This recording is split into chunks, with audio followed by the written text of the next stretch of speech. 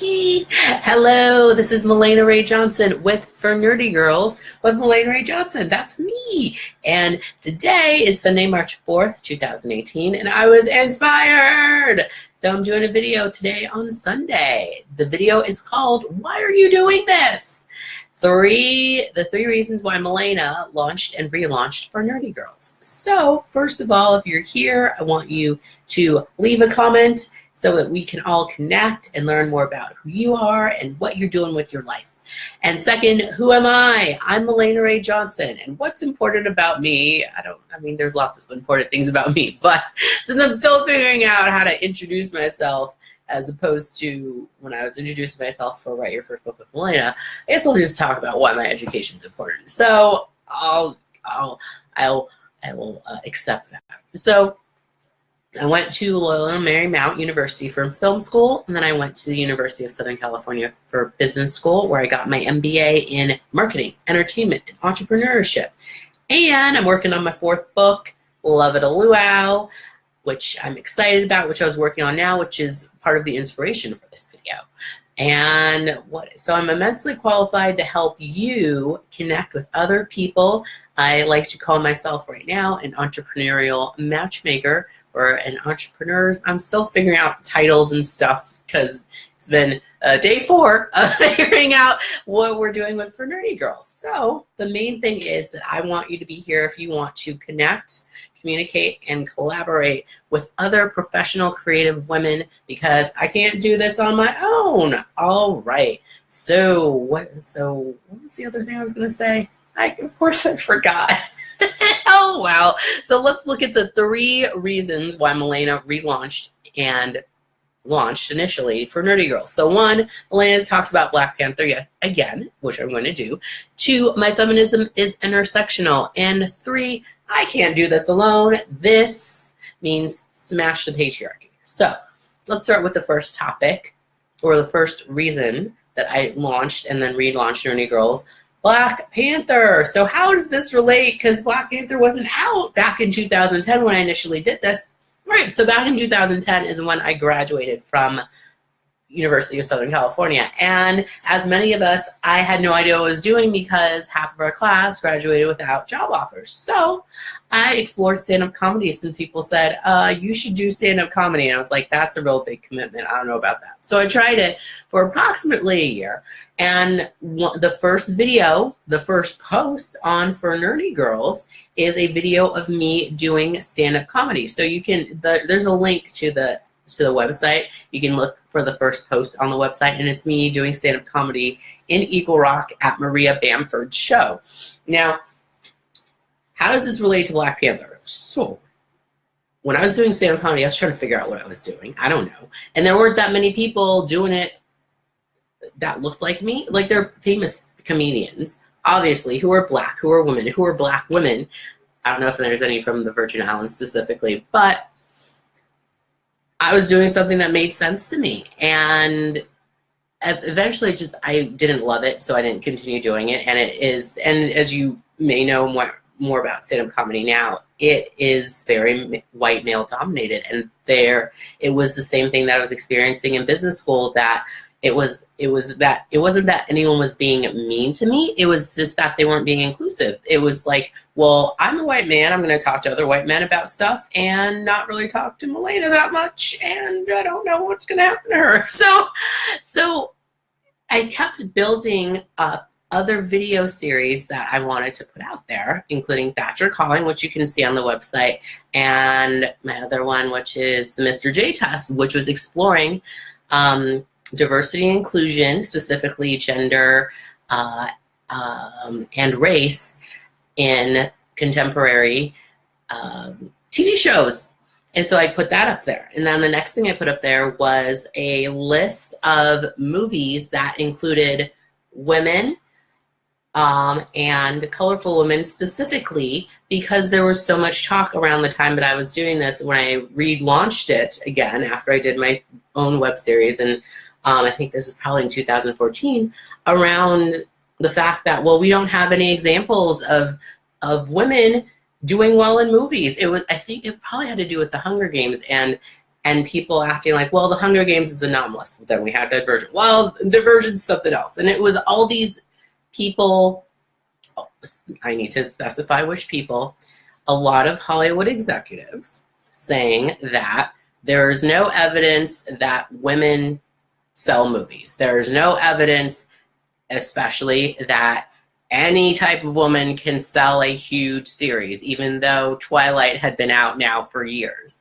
So I was putting up examples of movies and television shows and podcasts that existed from women of various colors. And I thought I was doing a good thing at the time, and now come to realize, similarly with Black Panther, this is how it relates, that the evidence has been there for over a century. I learned from a book club that I was in that there were Asian men in movies who were movie stars back in the 1920s. I'm like, what? It's 2018 now. Where are they? Like, this isn't something that's new. This isn't something that just came about. Like, diversity and inclusion in media. Like, we should have Black people in TV shows. Like, yeah, I grew up in the 90s. I saw them. Where'd they go? That's a huge explanation. But the thing that I am seeing a lot of Black people who write media and blogs or on podcasts saying is Black Panthers has to do well. Well, they did say that before, that it did do well. Now we can prove that Black people sell movies overseas. And I'm like, did you miss Independence Day? Did you miss the era of Will Smith? Do you not know that Denzel Washington exists? I mean, Kevin Hart has based his whole career on the fact that Soul Plane was bootlegged, and now he has a stand-up career that is amazing, selling out Madison Square Garden. This isn't new, and we don't need more evidence saying that, oh, Black people can't sell drugs. That's a line from Brooklyn Nine-Nine. There's no more evidence needed. I didn't need to make I like that I have a list in case people are like, what should I watch? I'll just say, look at the list. But the list isn't going to do anything. It's still mostly white men running studios, and I guess a couple white women, saying, well, I'm going to hire this white male director and this white male director and this one and this one and this one, and we're going to put people out in certain ways. And that's what's going to happen. So the list is great that I made it, and I also think Black Panther is great, and I'm glad that it exists, but it's not going to be proof of anything. There's always going to be excuses. You can be the best. This is the best. I don't know if it's the best. I think it's the best Marvel movie. I haven't seen all of them. It's not only the best Marvel movie based on artistic, as an artistic medium, but also the most profitable. But there's still going to be excuses. So I don't want people thinking that Black Panther is going to prove something to anybody, because it's not. If they're already disposed to say that women don't sell movies, Black people don't sell movies, Asian people don't sell movies, even though the Chinese box office is quickly becoming the #1 box office in the world. There's Chinese financing around most major films. All these other excuses out there. Asia has the largest population of people. Over 60% of people on the planet live in Asia, but Asian people can't sell movies. I don't know. It's just stupid, and I would love people to change their arguments, but I can't change everybody. I can just change myself. And I guess I can change diapers. Next, 2, my feminism is intersectional. So as you may see, as you look through the For Nerdy Girls website, the movies and TV shows that I mention and the people that I feature, that's also what I did in 2016. Yeah, I did a whole year of featuring people who I thought were talented, and they are talented, and they have been talented. They're historical people there as well. They aren't just Black people, because I am a Black person, but they aren't just Black people because I'm a Black person. There are multiple types of people featured because my feminism is intersectional. And I do understand the struggle that many Black women have who are championing women's rights have with calling themselves feminists, because they feel like feminism is just white people, or white women specifically, and some white men who who need to stay as allies and maybe examine their role. But I also think that we can decide what we're going to call ourselves individually. So I have identified as a feminist since I learned that feminism was a thing, and I learned what it was. And my feminism is intersectional, meaning it's not just about me being a Black woman. It's about lots of women out there who experience similar things. Like colorism is not a thing that just happens in the Black community. It is something that happens in every colonized community, in every diaspora. People who are in India may not know about people who are in Mexico experiencing the same type of colorism that is inflicted by and to other people. So that's another reason I founded For Nerdy Girls, because I want to provide content for other people to see, oh, not only am I making content, but I'm also sharing content and educating about content, like movies like Something New, or Saving Face, or what else? There, Real Women Have Curves, which I showed to my friends on my 21st birthday sleepover. I showed the movie to them, and most of them weren't of Mexican descent, or the characters of Mexican descent. America Ferrera is of Honduran descent, and she's American. Anyway, so the reason I created For Nerdy Girls is so that it's for nerdy girls. If you're not nerdy, you can still hang out. But my feminism is intersectional, and that means that it represents various people of various ethnicities, abilities, sexualities, lots of things that go along with being female.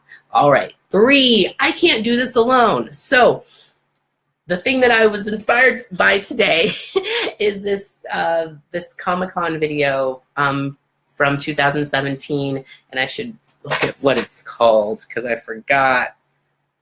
Oh, maybe it's okay. So I don't know where it is, but it's the Asian American panel at Comic-Con from 2017, and I was watching it because Louis Tan is on it, and amongst other people like Dr. Nancy and Will Choi and some other people are on the panel too, and they were talking about how it's not just one thing. It's not just like, okay, well, you're Asian, so fix that problem. It's like, but other people, there are multiple things at the same time, and you can't just complain about it. You have to do something about it. So that's what I was doing with For Nerdy Girls when I started. I was doing something about the problem instead of just saying, well, we need more diversity in entertainment. Clearly that is an issue, and I wanted to do something about it, which is why I wrote my first book, Steve the Penguin. I wanted to write something that I would actually read that I couldn't read, and why I did the sequel, and why I did That's Your Calling, and why I started talking about the Mr. J test, which is it's based on the Bechdel test, which is 2 women in a movie talking to each other about something other than a man. And the Mr. J test is 2 non-white people in a movie or a TV show. They're all TV shows that I did, talking about something other than a white person. And the unicorn bonus round, which you can see on the website, is 2 non-white women talking about something other than a white person.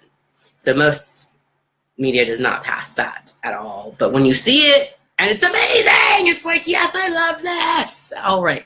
So what I want to continue to do with this specifically on this page, on Facebook and in life, is I want more people to be able to tell their stories. So not necessarily making video series or writing books or making movies. Those are all great things, but I want people to be able to tell their stories about who they are. So a simple way to talk about it is branding, but also communicating with other people, not just to your audience, not just like, listen to me, but also communicating. So one-on-one in small groups, sharing who we are and what we've learned and how we want to move forward so that we can move forward together. I don't want to be the one writing everything and being like, look at me, I did this. I want to be able to facilitate an environment of creativity and strength and growth and economic economically viable projects, so that it's not just an art form that I think, oh, this is cool, or something that is simply just like, this is the right thing to do. But I want us to be able to have something sustainable that we can do together, and have all of our voices not necessarily be like all of us be the Melanie, but harmonize so that all of us can succeed together. So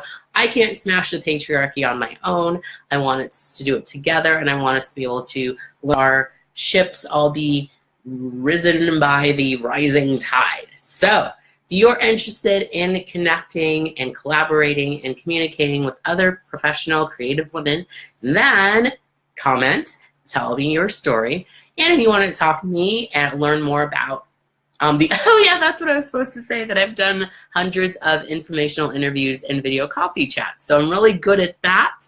I'm really good at connecting with people. Not everybody, because not everybody likes me, but I think that I like most people at the beginning, unless they do something terrible. So email me at fornerdygirls@gmail.com. Again, that's fornerdygirls@gmail.com if you have any questions, concerns, or you want to connect and communicate and figure out how you can be an even better communicator and connector and make cool business friends. Thanks so much for watching. Bye-bye.